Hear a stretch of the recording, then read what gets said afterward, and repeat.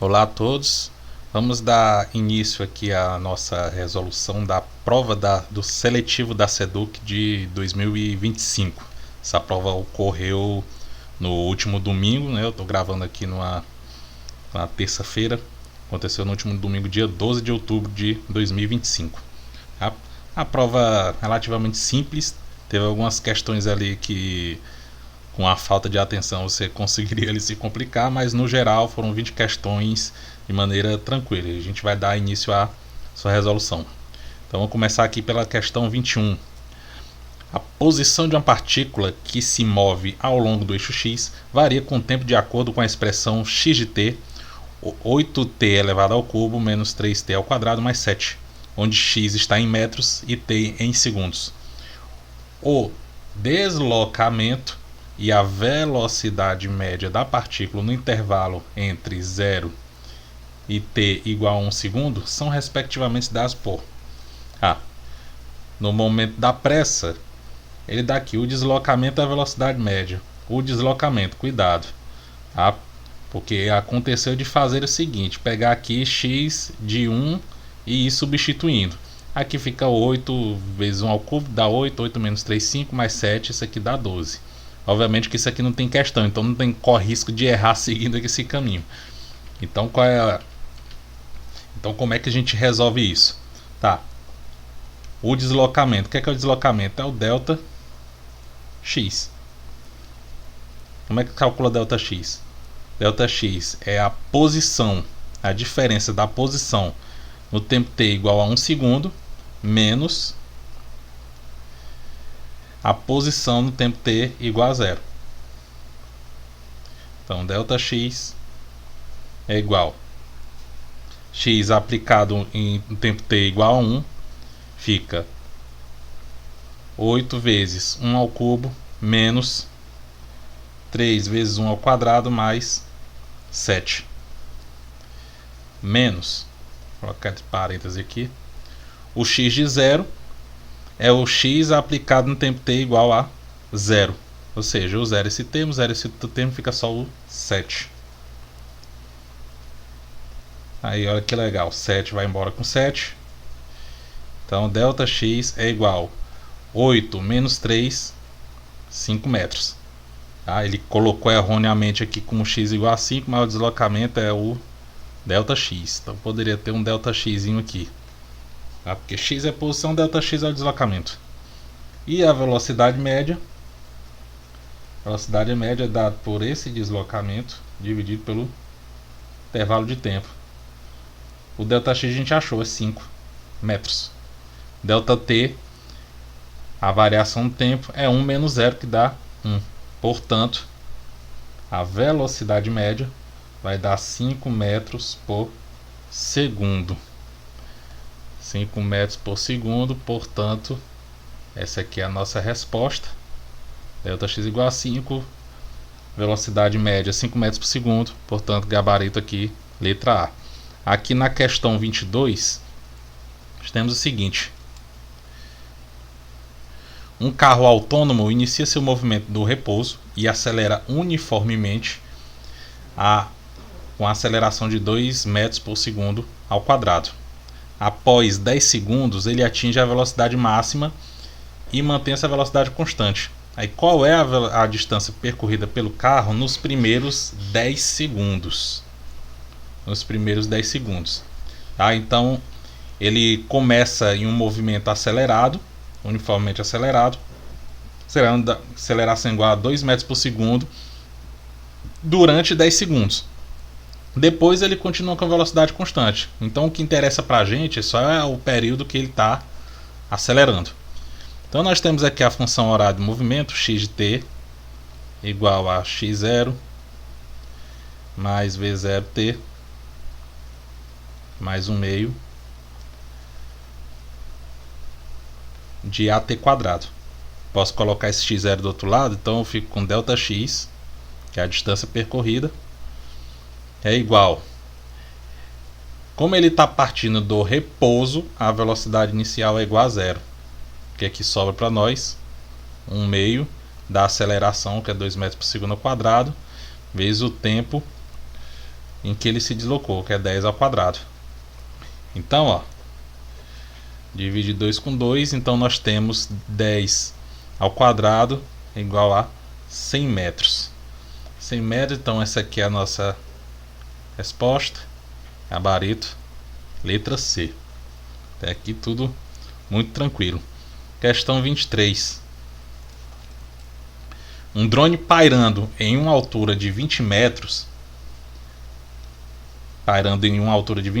e por falha mecânica no sistema ele perde potência e começa a cair em queda livre, desprezando a resistência do ar. Quanto tempo o drone levará para atingir o solo? A gente lembra que a velocidade com que ele atinge o chão é dada pela equação de Torricelli. V quadrado igual a V0 quadrado mais 2 vezes, no caso G, que é da gravidade, vezes a altura. Estou pegando já o caso específico para a gravidade. Como ele está pairando no ar, significa que a velocidade inicial dele é 0, até ele dar pane mecânica. Então, 0, ele começa a cair em queda livre. Portanto, a velocidade com que ele chega no chão é 2G vezes H. 2G vezes H. Então, para a gente saber o tempo de queda, a gente pega aqui a função horária da velocidade, tá, da vertical, V igual a V0, no caso Vy, mais G vezes o T. Como a velocidade inicial é 0, então nós temos T igual a o Vy, que é o V de queda, vezes, dividido por G. Mas esse Vy a gente descobriu aqui por Torricelli, 2G vezes H. Eu vejo H e esse G eu posso escrever simplesmente por raiz quadrada de G ao quadrado. Que aí, ó, eu escrevo o tempo de queda como sendo raiz de 2H sobre G. Aí eu cancelo um G com um G de cima aqui. Agora substituímos os valores. Então fica 2 vezes a altura, que é 20, dividido por G. Ele não dá o G na questão, a gente bota como sendo 10. Coloca como sendo 10. Então, ó, vídeo aqui, aí fica 2 vezes 2 dividido por 1, 2 vezes 2 dá 4. Raiz quadrada de 4 igual a 2 segundos. Então 2 segundos é o tempo de queda. Só que a gente olha para a alternativa, a gente não tem 2 segundos, a gente tem 2,2. Então a gente marca essa alternativa, porque ele considera, a questão ele considera, podia ter dado na questão que G seria aproximadamente 9,8 metros por segundo quadrado. E aparecem outras questões levando esse tipo de consideração. Mas a gente aproximando por 10 para 10, não teremos problema. Então vamos para a próxima. 24. Considere um sistema de 3 blocos de massa M1, M2 e M3 conectados como mostra a figura abaixo. As massas das cordas e das polias são desprezíveis, não há atrito entre a superfície dos blocos e da mesa e nem entre a corda e a polia. Considerando a massa M1 4 kg, M2 7 kg e M3 igual a 3 kg, qual é a aceleração do sistema? Então vamos lá. Ele já fala que não há atrito entre a superfície do bloco da mesa. Então a gente vai usar essa informação para poupar um tempozinho aqui na hora de colocar as forças que estão agindo aqui. Então primeiro vamos aqui começar pelo bloco M3. M3 eu tenho aqui puxando para baixo, vou botar de vermelho aqui para destacar. Puxando para baixo, eu tenho aqui a força peso, que está puxando o bloco M3 para baixo, consequentemente o sistema todo. E para cima eu tenho aqui a nossa tração. Vou botar aqui P3.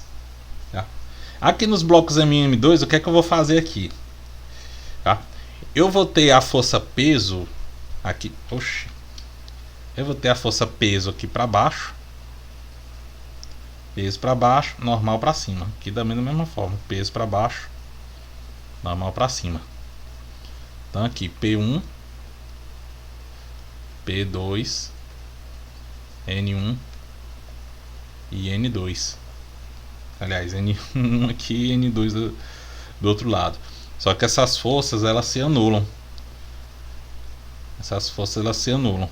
Eu não vou ter um movimento acelerado, aliás, eu não vou ter movimento nenhum nessa direção. E também não vamos usar essa informação porque simplesmente não tem atrito. O atrito depende da força normal e a normal é em módulo igual ao peso. Então, o que é que a gente pode fazer aqui? A gente pode tratar esse sistema todo, M1 e M2, como sendo, aqui, como sendo um sistema grande com a soma das massas. Então eu estou tratando aqui como único sistema, massa M1 e M2, ou seja, com a massa igual a massa M1, 4 mais 7, 11 kg. E aqui a massa M3, 3 kg. Então, para completar, para não ficar escrevendo tração aqui, depois tração aqui, escreve só a tração aqui. Pronto. Então, para o bloco M3, nós temos aqui o P3 puxando para baixo, menos a tração, isso aqui é igual massa M3 vezes a aceleração. Aqui para o outro conjunto de blocos, nós temos a tração, a única força que está puxando aqui, está atuando aqui na horizontal, nós não temos atrito. Então, a tração é igual a massa M1 mais M2 vezes a aceleração. Aí o que eu vou fazer? Eu vou substituir esse T aqui dentro. Então nós ficamos com P3 mais P3 é massa M3 vezes o G. Eu vou substituindo logo. É a massa vezes aceleração. Menos, substituindo aqui, M1 mais M2 dá 11 kg. 11 kg. Então fica 11A. Igual a massa M3, que é 3 vezes A. Então nós ficamos o seguinte, com 14A igual a 30. Simplificando isso aqui é 7A dividido por 15. Então a aceleração vale 15 dividido por 7. Aí quanto é que dá 15 dividido por 7? Se fosse 14 por 7, 14 por 7 daria 2. Então qual é o mais próximo aqui? O mais próximo aqui, 2,1. Então essa aceleração ela é aproximadamente 2,1 metros por segundo ao quadrado. Então essa aqui é a nossa resposta. Vamos para adiante. Um bloco de massa 10 kg é abandonado do topo de um plano inclinado de altura H igual a 0,8 metros e com inclinação que faz um ângulo de 30 graus com a horizontal, como mostrado na figura abaixo. Considerando que não há atrito entre o bloco e a superfície do plano e considerando também que o bloco parte do repouso no topo do plano inclinado, qual é a velocidade do bloco quando ele atinge o solo? É só. A gente pode calcular aqui por Torricelli. Velocidade. A gente fez isso na outra. A gente fez isso aqui na questão 2. Então a gente tem aqui V ao quadrado igual a V0 quadrado mais 2 vezes A vezes ΔS. Mas quem é esse ΔS aqui? ΔS é justamente esse caminho que ele vai percorrer. ΔS. Porém, como ele está partindo do repouso, V0 igual a 0. Então escrevemos V quadrado igual. Essa aceleração,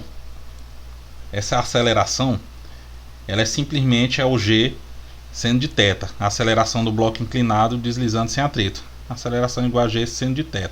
A gente descobre isso aplicando decompondo as forças aqui nos eixos. A gente encontra G seno de θ. Então fica 2G seno de 30 graus. Seno de 30 graus vezes o ΔS. Só que a gente tem que seno de 30 graus é cateto oposto a H sobre hipotenusa. Então ΔS é igual a H sobre o seno de 30. Então podemos escrever aqui, ó. ΔS é igual a H seno de 30. Então no final a gente nem precisa da informação do seno de 30. Então, ó, seno de 30, bora com seno de 30. Então V quadrado simplesmente 2 vezes 10 vezes a altura, que é 0,8. Olha só, 10 vezes 0,8 dá 8. Vezes 2 dá 16. Então V quadrado igual a 16. Portanto, V igual a 4 metros por segundo. 4 metros por segundo. Essa aqui é a nossa resposta. O gabarito mais próximo aqui, letra C. Tá? Eu considerei de novo G igual a 10. Se tivesse botado 9,8 ia dar um valor próximo disso aqui. Beleza? Que é que ele não informa nenhuma questão, ele informa o valor de G. Pelo menos eu não lembro, né? Então vamos lá, próxima questão. Ops. Duas partículas de massas M1 e M2 se movimentam ao longo de uma mesma linha com velocidades V1 e V2 respectivamente. Em um determinado momento, um determinado instante, elas colidem numa colisão completamente inelástica. Uma colisão inelástica, o corpo que colide com outro inelasticamente, eles acabam andando juntos, eles se grudam. Tá? A colisão, eles não tem como... Uma colisão completamente inelástica, ele não bate e um vai para um lado, outro vai para o outro, ou os dois seguem o mesmo caminho. Não, os dois grudam e seguem juntos como se fosse um corpo só, com massa M1, M2. Então, vamos lá. Em determinada distância elas colidem, então sobre essa colisão podemos afirmar que a energia cinética das partículas é constante. Numa colisão inelástica, completamente inelástica, não há conservação de energia cinética. Tá? Energia cinética é conservada nas colisões elásticas, completamente elásticas. Então se que já descarta. Após a colisão, as partículas se movimentam na mesma direção, mas em sentidos opostos. É errado de novo. Errado de novo porque numa colisão inelástica elas colidem e andam juntas. 3. Nessa colisão o momento linear das partículas é conservado. Beleza. Ele vai a lei de conservação de momento, conservação de quantidade de movimento, ela vai se manter mesmo na colisão inelástica. O que não vai se conservar é a energia cinética da partícula. E 4. Após a colisão das partículas, as partículas se unem formando um sistema correspondente a uma partícula de massa m, que é a soma das massas, que se movimenta com a velocidade v. Olha, a gente sabe que quantidade de movimento antes é igual a quantidade de movimento depois. Momento antes é igual a momento depois. Quantidade de movimento antes da colisão é a massa 1 vezes a velocidade v1 mais a massa 2 vezes a velocidade v2. Quantidade de movimento depois, eu tenho um único corpo cuja massa é a soma das massas vezes a velocidade, que vai ser só uma. Isolando a velocidade, nós temos m1v1 mais m2v2 dividido por m1 mais m2. Pronto. Então, essa aqui também tá ok. Então, as afirmativas corretas 3 e 4. 3 e 4 corresponde à letra C. Então, vamos para adiante. Uma partícula move-se ao longo do eixo e está sujeita a uma força F de x, cuja energia potencial é dada por U de x igual a menos x ao cubo, mais 3x ao quadrado, mais 5. Em que pontos ao longo do eixo x a força que atua na partícula é zero? Na questão que envolve derivadas aqui. Então, a força é dada, força de x ela é dada por menos a derivada do potencial com respeito à posição. Então isso aqui é menos, tá? Qual é a derivada disso aqui? Menos 3x quadrado mais 6x Derivada de 5 é uma constante, então a derivada é zero. Então isso aqui fica 3x ao quadrado menos 6x. Tá? Aí para saber qual posição a força vai ser igual a zero, então eu igualo essa equação a zero. Então nós temos 3x quadrado menos 6x, isso aqui é igual a zero. O computador está ficando lento aqui. Então 3x, eu colocando aqui 3x em evidência, eu tenho aqui x menos 6, aliás, menos 6 não, se eu coloquei 3x em evidência, então aqui é 2. X menos 2 igual a zero. Então qual é a resposta aqui? Nós temos x igual a zero, que é a raiz dessa equação, ou nós temos x igual a 2. 0 metro e 2 metros. Se tiver no SI, né? Considerando que aqui estamos trabalhando com unidades do SI. Então a resposta correta, x igual a 0, x igual a 2, portanto, letra E.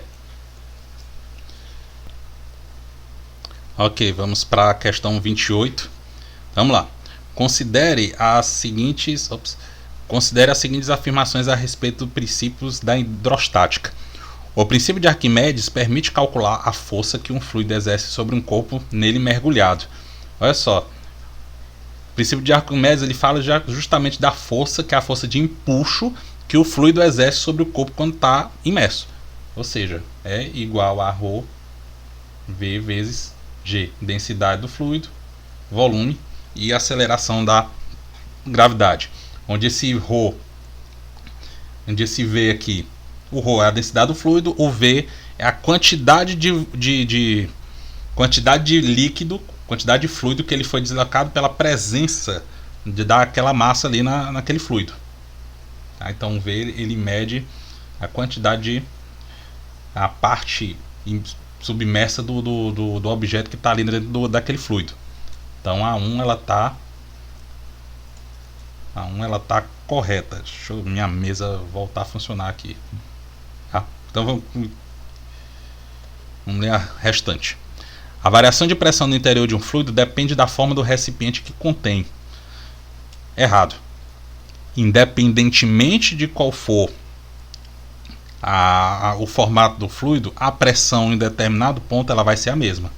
E ela vai depender apenas da altura da coluna de fluido que está contido naquele recipiente e não do seu formato. 3. O empuxo que um objeto imerso experimenta depende da densidade do fluido e depende do volume do objeto imerso. Correto. 4. A força de empuxo diminui com o aumento da profundidade. Na verdade é o contrário, né? A força de empuxo ela aumenta. Se ela é proporcional ao volume, então ela aumenta. Com isso, 1 e 3 são as afirmativas corretas. 1 e 3, 1 e 3, 1 e 3, letra D. 29. Um objeto afunda no óleo, mas flutua na água. Tá? Se ele afunda no óleo, então a densidade desse objeto ela é maior do que a densidade do óleo. Eu botei o O aqui para o objeto, então vou botar a densidade para o objeto, só D. Densidade do óleo. Tá? Só que ele flutua na água, então essa densidade é menor do que a densidade da água. E a gente sabe que a densidade do óleo é menor que a densidade da água. Pronto. Então, sobre essa situação é correto afirmar. Letra A. O empuxo do objeto imerso no óleo é maior do que a força gravitacional. Tá? Então vamos olhar o seguinte. Então tá aqui o objeto. Tá? Se ele afunda no óleo, aqui ele afundou. Então eu tenho aqui a força peso puxando para baixo e eu tenho um empuxo puxando para cima. Só que ele está afundando. Então eu tenho uma força resultante aqui que é na direção da força peso. Ou seja, então não tem como dizer que escrevendo essa relação, não tem como dizer que o empuxo ele é maior do que a força gravitacional. O empuxo na verdade é menor, porque a força peso ela está ganhando. Então a letra A está equivocada.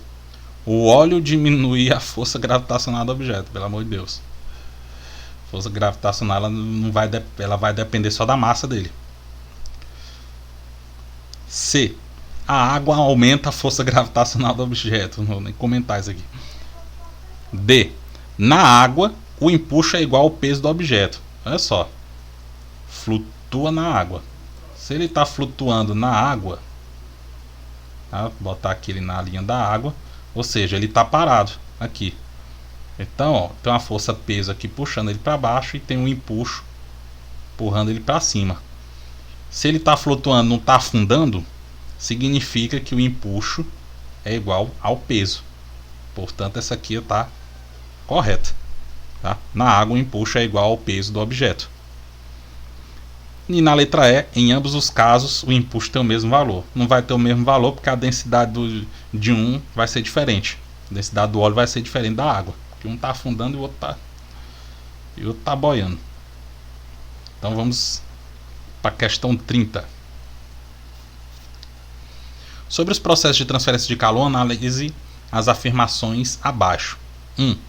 A condução de calor ocorre somente em líquidos e gases. A condução ocorre em sólidos. Olha só, então aqui está equivocado. 2. A convecção é o processo de transferência de calor que ocorre por meio do movimento de partículas no fluido. Perfeito. Tá? A gente tem aqui um recipiente. Ele tem aqui um recipiente, tem uma chaminha aqui esquentando. O que é que acontece com a água aqui no interior? A água quente, ela é menos densa, as moléculas elas têm uma tendência a se afastar umas das outras. Então ela faz isso aqui. A água quente sobe à superfície, enquanto a água fria, que é mais densa, ela desce. Então fica nesse movimento aí, movimento de convecção. Então a 2 está correta. 3. A irradiação térmica não necessita de um meio material para ocorrer. Pode ocorrer tanto em meios materiais como no vácuo. Perfeito. É assim que o Sol aquece o nosso planeta, justamente pelo processo de radiação térmica. E 4. A condução de calor é mais eficiente em materiais isolantes. Não. Tá? Então 2 e 3 estão corretos. Aqui, se fosse condutores, beleza. Então 2 e 3 é correto. Então alternativa letra B. 31. Um gás sofre uma expansão isotérmica dobrando seu volume original. Se a pressão inicial do gás era de 100 kPa, qual será a pressão final? Então a gente usa a lei geral dos gases perfeitos. A pressão inicial, volume inicial dividido pela temperatura inicial. Isso aqui é pressão final, volume final dividido por T final. Agora vamos observar o seguinte: se o processo é isotérmico, a temperatura final é igual à temperatura inicial. Então já despacha. A pressão inicial era 100 kPa, então botam 100 aqui. 100 vezes o volume inicial. Isso aqui é a pressão final que a gente está procurando, vezes o volume final. Mas qual é o volume final? É o dobro do original, ou seja, 2 VI. Aí, ó. Rota VI com VI. Portanto, pressão final é igual a 100 dividido por 2, 50 kPa. 50 kPa, portanto, é a gabarito aqui, letra A. Questão 32. Duas amostras diferentes de gases, A e B, estão contidas em recipientes idênticos e mantidos na mesma temperatura. Tá? Recipientes idênticos, tá? Ou seja, o volume do gás A ele tem que ser igual ao volume do gás B. E mesma temperatura. Então a temperatura de A é igual à temperatura de B. Cada amostra tem o mesmo número de moléculas, porém cada molécula do gás A tem uma massa 64 vezes maior do que cada uma das moléculas do gás B. Sobre essa situação, podemos afirmar que 1. No gás A, no gás B, as moléculas se movimentam mais rápido. Olha só. Os gases têm a mesma temperatura. Tá? Se eles tiverem a mesma temperatura, significa que eles têm a mesma energia cinética. Cuidado, não confundir temperatura, a relação de temperatura com velocidade. A relação de temperatura com energia cinética. Energia cinética média de cada partícula. Ou seja, a energia cinética, seja 1/2 de mv ao quadrado, é igual a 1/2 de mvb ao quadrado. A energia cinética de A é igual, aqui é MAVA, MBVB. A energia cinética de A da molécula A, do gás A, é igual à energia cinética da molécula do gás B. Lembrando que essa velocidade aqui eu não coloquei, mas são velocidades médias. Então, sela aqui os meios. E MA é 64 vezes MB. BVA ao quadrado. Isso aqui é igual, vou botar bem aqui no canto, 64 MB VA ao quadrado. Isso aqui é MB VB ao quadrado.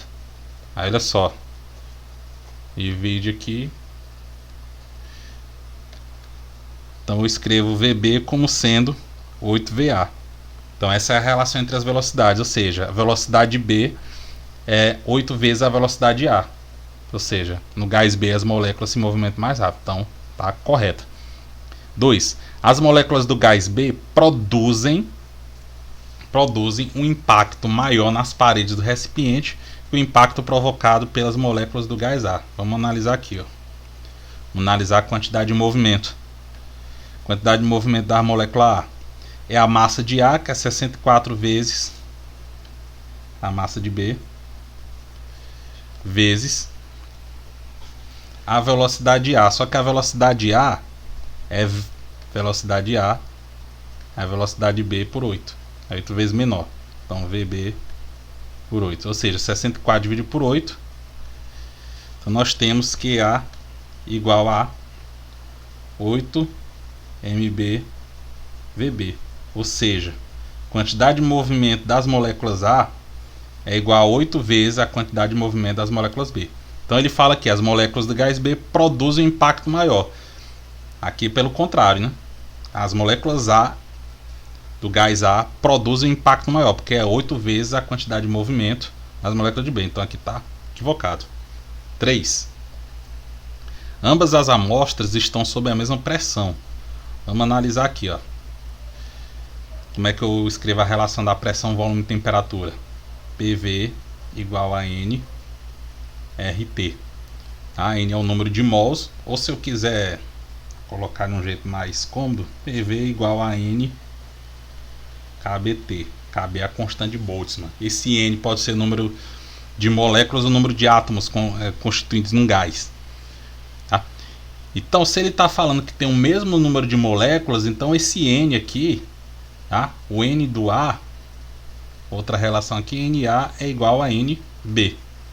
Se os volumes são iguais, as temperaturas são iguais, isso aqui é uma constante, e o número de moléculas são iguais, então as pressões também vão ser iguais. Então tá, ok. 4. As colisões entre as moléculas e paredes dos recipientes são mais frequentes na amostra A do que na amostra B. Tá? Em relação às colisões, a quantidade de colisões está relacionada justamente com a velocidade das moléculas. Se no gás B as moléculas se movimentam mais rápido, então elas vão gerar umas colisões mais frequentes. Então é o contrário aqui, então que está errado. Então as afirmativas corretas aqui é 1 e 3, letra D. Passar para a próxima aqui. 33. Um bastão de vidro, ao ser atritado com a borracha, torna-se carregado positivamente. Então eu tenho aqui um bastão de vidro, ele fica carregado positivamente. Se ele carregou positivamente, significa que ele transferiu elétrons para a borracha. Ele transferiu elétrons para a borracha. Tá? Isso acontece porque, letra A, os prótons possuem carga positiva. os prótons que possuem carga positiva são transferidos da borracha para o vidro. A gente sabe que no processo de eletrização não há troca de prótons, o que há troca é de elétrons. B. Os elétrons são transferidos da borracha para o vidro. Na verdade é o contrário, é do vidro para a borracha. C. A carga positiva que o bastão adquire tem a ver com as cargas positivas constantes. Não há nada a ver. D. Elétrons são transferidos do bastão de vidro para a borracha. Ok. Letra D. Tá? E aqui falando que os prótons são transferidos de novo. O próton não é transferido. Agora questão 34. Uma carga Q1 está localizada na origem de um sistema de coordenadas e uma segunda carga Q2 está localizada no eixo Y a uma distância A da origem. Uma terceira carga está localizada no eixo X a uma distância A da origem também, como mostra a figura. Considerando que A é igual a 0,10 metros, carga Q1 é igual a menos 2 microcoulombs e Q2 é a mesma carga Q3, que é 5 microcoulombs. E para a constante de Coulomb, use 9 vezes 10 elevado a 9 Nm por Coulomb quadrado. Qual o valor do módulo da força elétrica em Q1? Tá? Como as cargas Q1 e Q2 são iguais, então elas vão produzir em módulo a mesma força elétrica. Uma força elétrica de mesmo valor. Então vamos lá, colocando a força aqui. A força que a carga 2 faz em 1. Vou botar um pouquinho maior. A força que a carga 2 faz em 1 e a força que a carga 3 faz em 1. Então a força resultante que a gente está procurando é isso aqui. Então a gente está procurando isso aqui. Então aqui eu vou chamar isso aqui de F2 e aqui eu vou chamar de F3. E aqui eu vou chamar de F resultante. E F resultante a gente escreve com o teorema de Pitágoras, mas vamos fazer isso aqui depois. Então vamos lá, força F2, a lei de Coulomb, é a constante eletrostática vezes a carga Q1 vezes Q2 em módulo. Estou colocando em módulo aqui, tá? Até porque quando a gente calcular por Pitágoras aqui, na hora que elevar ao quadrado o sinal some, então vou calcular só o módulo, dividido pela distância. A distância é A ao quadrado. Então isso aqui é, deixa eu botar mais embaixo aqui, isso aqui é 9 vezes 10 elevado a 9 vezes a carga Q1. Carga Q1 em módulo é 2 microcoulombs, ou seja, 2 vezes 10 a menos 6 vezes a carga Q2, que é igual a Q3, então fica 5 vezes 10 a menos 6, que é o micro, dividido por, isso aqui é 10, 0,1 é 10 a menos 1 metro elevado ao quadrado, 10 a menos 2. Então nós temos aqui 2 vezes 5 dá 10, então eu fico com 9 vezes produto de potência de mesma base. Tem produto e tem divisão aqui, então vamos reescrever aqui. Então 10 elevado a esse 9 mais 1, que fica 2 vezes 5 dá 10, então eu somo com 1 bem aqui, com esse 10 que aparece. E aqui menos 6 vezes menos 6 menos 6 dá menos 12. Aí tem esse menos 2 aqui, que fica mais 2 aqui em cima.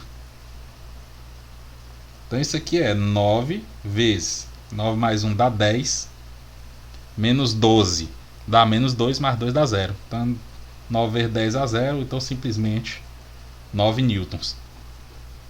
Como a força F3 é mesmo em módulo, é igual em módulo a F2, tá? Porque a carga Q3 que está interagindo com Q1 em módulo é igual a Q2 e a distância também é a mesma, então F3 vai ser igual a F2, que vai ser igual a 9 newtons.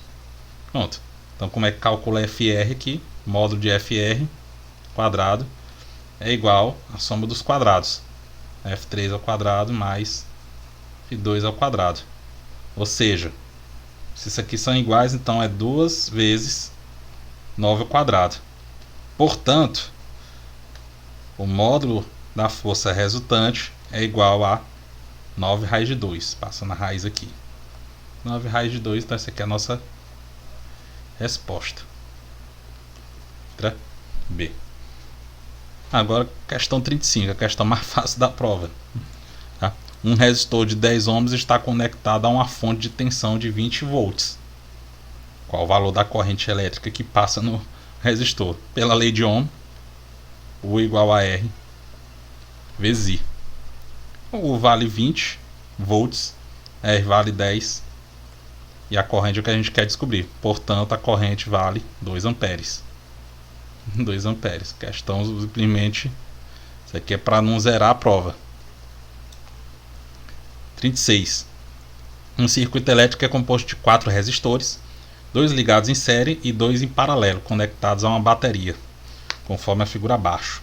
Qual das seguintes alternativas indica corretamente o valor da diferença de potencial entre os 4 resistores? Então, olha só. Então, se a bateria está dando uma diferença de potencial V, que ele botou ΔV, mas vou botar só o V aqui. Então, esse V ele vai ser distribuído aos resistores. Tá? Então, quanto maior for o valor da resistência, maior vai ser a tensão elétrica que ele vai sofrer. Tá? Então, quem é que tem a maior resistência elétrica aqui? É esse 4. Então, o V de 4R ele é maior. Agora esse aqui, se eu pegar o nó A e o nó B, o que é que nós temos aqui? Uma associação em paralelo. Na associação em paralelo, independentemente se tiver 2, se tiver 100, a diferença de potencial é a mesma. Ou seja, a tensão elétrica no resistor R ela é igual à tensão elétrica no resistor 2R. Mas qual é a diferença de potencial geral aqui dessa associação? É só pegar aqui produto pela soma. 2R R mais 3R. R ao quadrado, né? Aí isso aqui dá 2R sobre 3, ou seja, é menor do que 1. Então entre os nós A e B, a diferença de potencial é a menor do que a dos outros. Então nós temos a seguinte relação. A diferença de tensão potencial em 4 ela é maior que a diferença de potencial no de 3R, que é maior a diferença de potencial em R, que é igual a diferença de potencial em 2R. Então nós temos a seguinte relação. Então a alternativa que se adequa aqui à nossa resposta. Vamos lá. 4R, 3R, 2R igual a R. Eu inverti, mas não tem problema não. Então letra B. 37. Uma questão que é meio confusa, porque ele botou 2 fios, mas enfim. 2 fios separados por uma distância D igual a 0,5 cm são percorridos por uma corrente de 15 amperes, mas em sentidos opostos. Qual o campo magnético em um devido à presença do outro? Tá? Uma questão meio esquisita. Então olha só, tem um fio aqui e tem o outro aqui. Tá? Um está sendo percorrido por uma corrente I de 15 amperes subindo, o outro 15 amperes descendo. Amperes descendo, a distância entre eles dá 0,5 centímetros. Ele quer saber qual é o campo magnético de um fio em cima do outro, ou seja, um campo magnético que está a 0,5 centímetros de distância do outro, seja nesse primeiro no segundo no primeiro.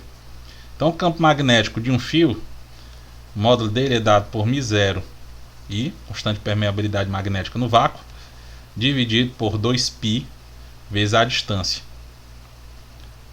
do ponto que eu quero calcular o campo magnético. Isso aqui é 4π vezes 10 a menos 7,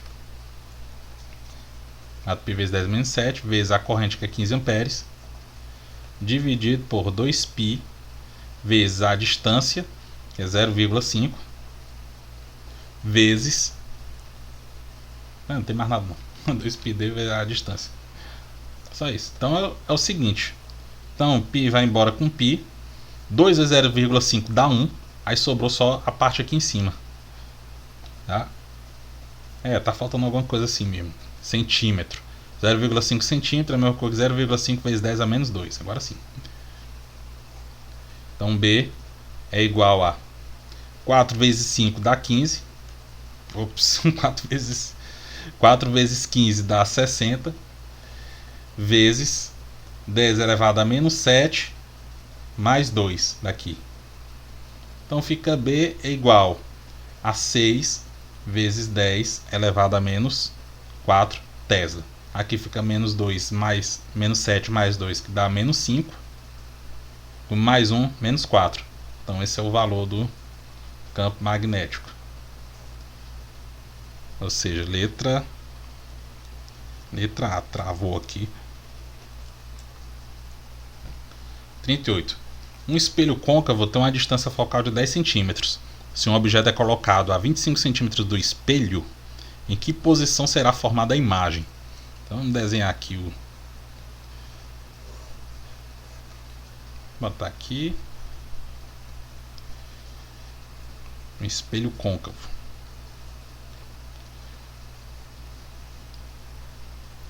Espelho côncavo. Ele diz que tem uma distância focal de 10 centímetros. Então aqui nós colocamos o foco. O centro é 2 vezes a distância focal. E ele é colocado a 25 centímetros. Ou seja, a posição do objeto está aqui. O objeto está aqui. Aí vamos lá. Vamos lá. O raio que sai do objeto, que incide no espelho, ele reflete e sai pelo foco. Não foi em cima, não tem nada não. E o raio que passa pelo foco, tá? O software aqui não deixa eu colocar exatamente em cima. Que ele incide no espelho, passando pelo foco, ele sai paralelo ao eixo do espelho. Então onde é que a imagem vai se formar? Se formar bem aqui, entre o centro e o foco. Entre o centro e o foco. Vou colocar em direção dos raios aqui. Entre o centro e o foco. E qual a característica dessa imagem? A imagem, vou colocar em laranja. A imagem ela é menor. Vou botar aqui real.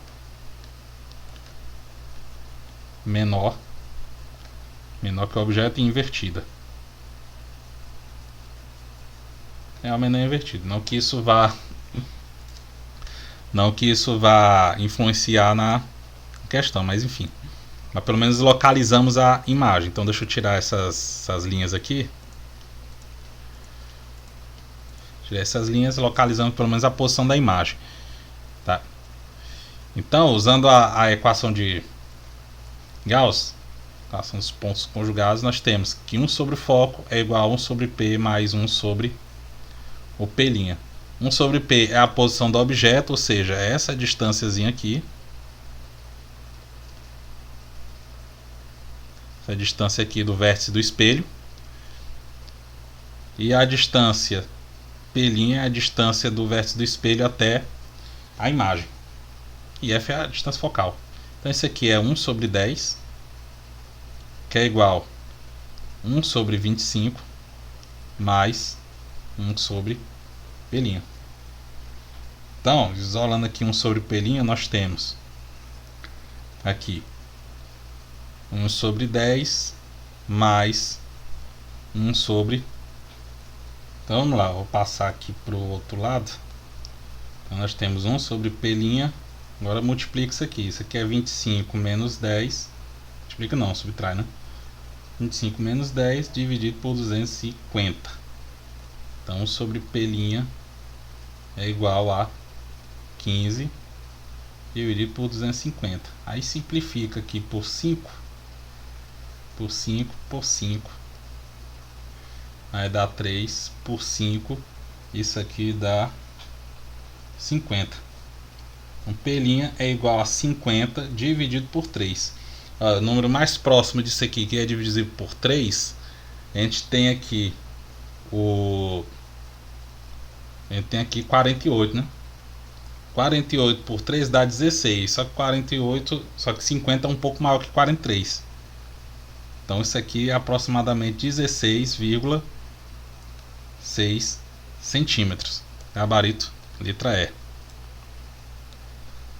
Questão 39. O fenômeno da refração ocorre quando? Letra A. A luz se propaga no mesmo meio sem mudança de direção. Esse não é o fenômeno da refração. B. A luz se propaga em um meio e se reflete completamente. Isso é reflexão. C. A luz passa de um meio para o outro, mudando velocidade e mudando direção. Correto. Isso aqui é a explicação do fenômeno da refração. Tá? Só que essa mudança de direção ela só vai acontecer se na mudança de um meio para outro, esse raio ele não incida com um ângulo de 90 graus em cima da superfície. O ângulo de incidência. Mas o ângulo de incidência não for zero, né? Tá? O ângulo é um respeito a normal. Tá? Então ele vem aqui e dá o desvio. Então o ângulo, então tem um ângulo de incidência e o ângulo de refração. Então se esse ângulo for zero em relação ao normal, mas ele é 90 em relação à superfície. Se ele for zero, ele vai mudar não só, aliás, ele vai mudar só a velocidade, mas não vai mudar a direção dele. Então letra C. Então 40, vamos lá para 40. A luz branca, ao passar por um prisma, se dispersa, separando-se nas várias cores do espectro visível. Isso ocorre por quê? Letra A. O índice de refração do vidro é diferente para cada cor, aumentando do vermelho para o azulado. Olha só. Escrever as cores aqui. Na ordem crescente de frequência, nós temos o vermelho, laranja, amarelo, verde, azul, anil e o violeta.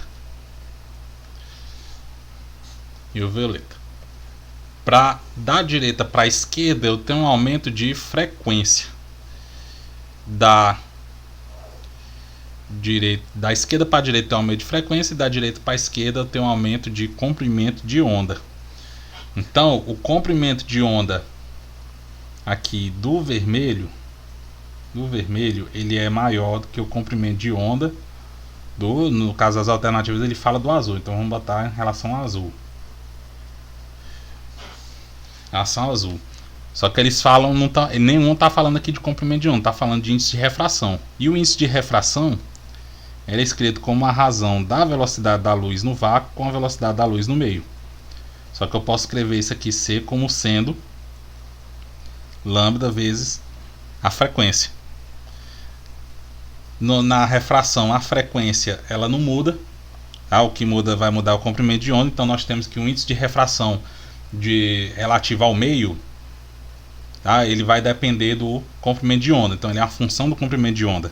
Então C sobre F ele é uma constante. Então eu posso escrever isso aqui como sendo K, uma constante que é vezes lambda. Então vamos olhar só para esse lambda.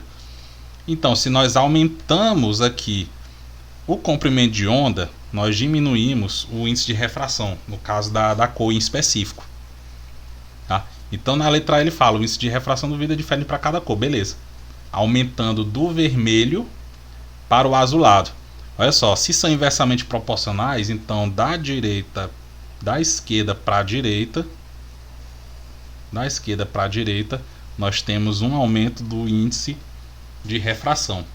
Então o índice de refração no vermelho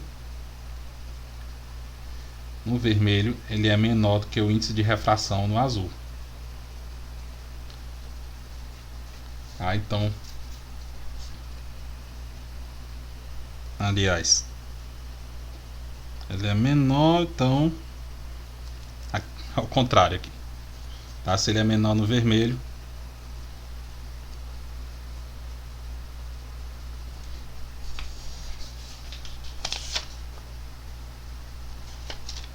se ele é menor no vermelho,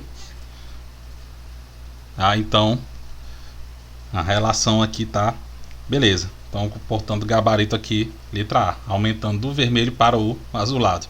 Quase me enrolando aqui. Que letra B, a velocidade da luz dentro do prisma é maior para as cores azuis do que para as vermelhas. Tá? Na verdade é o contrário, né?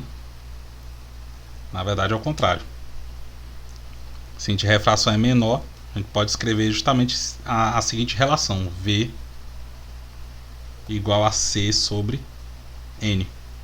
Se a gente refração é menor, a velocidade é maior. Pronto. C. No prisma, o índice de refração é o mesmo para todas as cores. Não. O índice de refração ele muda com o comprimento de onda. D. O índice de refração do prisma é maior para as cores vermelhas do que para as cores azuis. A gente acabou de ver que a ordem crescente aqui é do vermelho para o azul.